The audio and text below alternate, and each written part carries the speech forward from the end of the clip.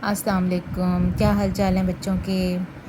اچھا، امید کرتی ہوں بچے ٹھیک ہوں گے اور اس ویڈیو کو جو ہے میری بنائی ہوئی ویڈیوز کو دیکھ رہے ہوں گے، سمجھنے کی کوشش کر رہے ہوں گے اور فائدہ بھی اٹھا رہے ہوں گے۔ امید تو پوری ہے، باقی جو ہے وہ دیکھیں کیا ہوتا ہے مزید آگے۔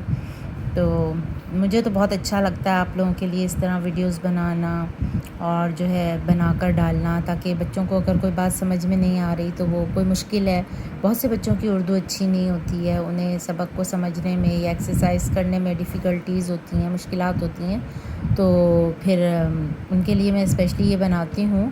تو میں ہمیشہ آپ لوگوں سے کہتی ہوں کہ مجھے اپنا فیڈ بیک دیں کہ آپ لوگوں کو یہ ویڈیوز کیسی لگ رہی ہیں، اچھی لگ رہی ہیں یا نہیں اچھی لگ رہی ہیں، یا ان میں کہاں کوئی کمی کوتاہی ہے، یا مجھے اور کس طرح سے کس چیز کو مزید وضاحت کرنی چاہیے، واضح کر کے پڑھانا چاہیے۔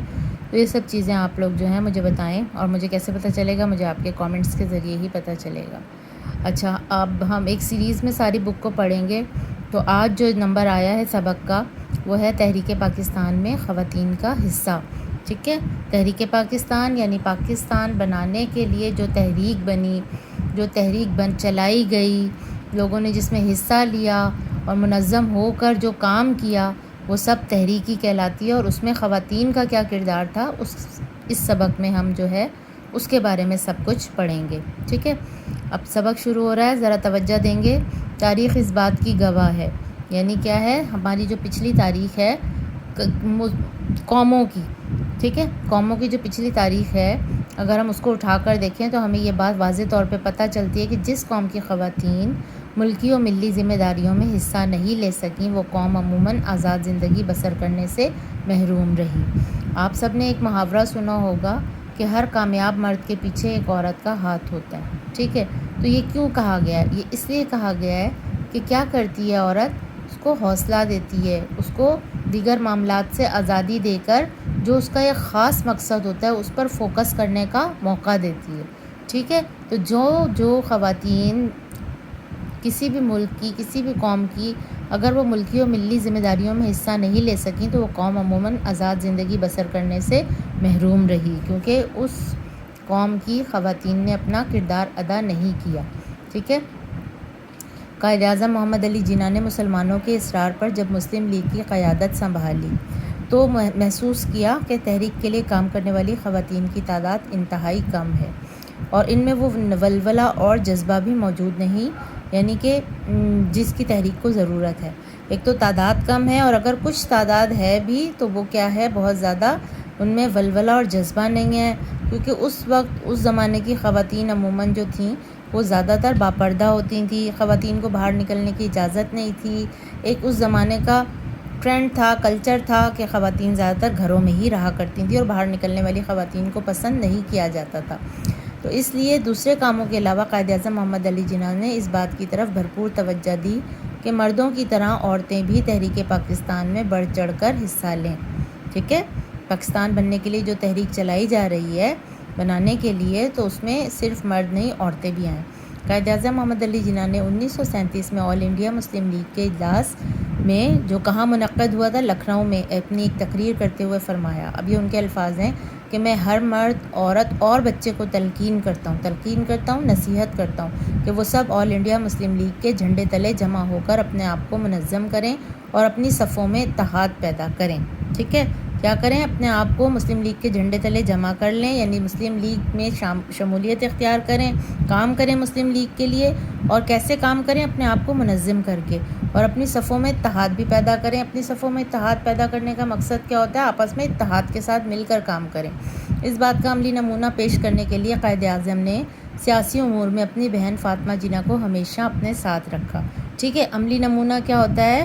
ایک مثال بنانے کے لیے اور لوگوں کو یہ دکھانے کے لیے کہ میری بہن، میرے گھر کی خاتون میرے ساتھ کام کر رہی ہیں، تو انہوں نے ان کو اپنے ساتھ رکھا تاکہ کوئی اعتراض نہ کر سکے کہ ہمیں تو کام کے لیے باہر نکلنے کے لیے اکسا رہے ہیں، تو اپنے گھر کی عورتوں کو گھر میں رکھا ہوا ہے، ٹھیک ہے؟ تو اپنی بہن کو بھی اپنے ساتھ رکھا۔ محترمہ فاطمہ جناح جو قائد اعظم کی بہن تھیں، انہوں نے پاکستان کی تحریک آزادی کے دوران اپنے کردار اور عمل سے یہ ثابت کر دکھایا کہ اگر عورتیں بھی اپنی قومی ذمہ داریاں پوری کرنے کے لیے کام کریں تو پھر قوم ہر قسم کے حالات اور مشکلات کا مقابلہ کر سکتی ہے۔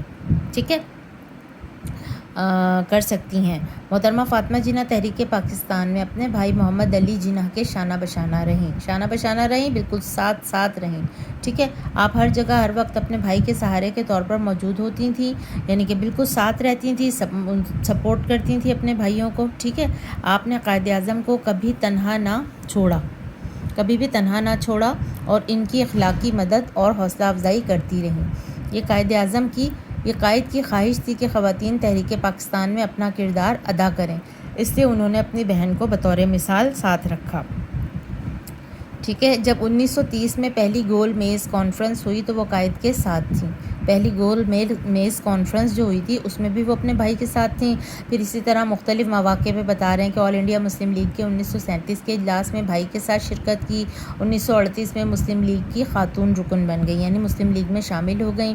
اسی سال ممبئی میں ہونے والے اجلاس میں آپ نے خواتین کو کل ہند کی بنیاد پر نمائندگی دینے کا مطالبہ کیا۔ کیا مطالبہ کیا کہ جتنا بڑا یہ ہندوستان ہے تو اس میں خواتین کا بھی حصہ ہونا چاہیے سیاست میں۔ قرارداد پاکستان کے منعقدہ اجلاس میں بھی آپ قائد اعظم کے ہمراہ تھیں۔ اچھا، صرف سیاست میں ہی نمائندگی نہ ہو بلکہ ہر محکمے میں خواتین کی نمائندگی ہو، ہر محکمے میں خواتین کے لیے کوٹا ہو، ٹھیک ہے۔ قرارداد پاکستان کے منعقدہ اجلاس میں، یعنی قرارداد پاکستان کے لیے جو اجلاس کیا جا رہا تھا، منعقد ہوا تھا، اس میں بھی آپ قائد اعظم کے ہمراہ تھیں۔ آپ کے جذبے اور استقامت کو کہتے ہیں مستقل مزاجی، ٹھیک ہے، اس کو قوم نے دیکھا کہ وہ اپنے بھائی کے معیار پر پوری اتری اور تحریک پاکستان کو کامیابی کی منزل سے ہمکنار کرنے میں اہم کردار ادا کیا۔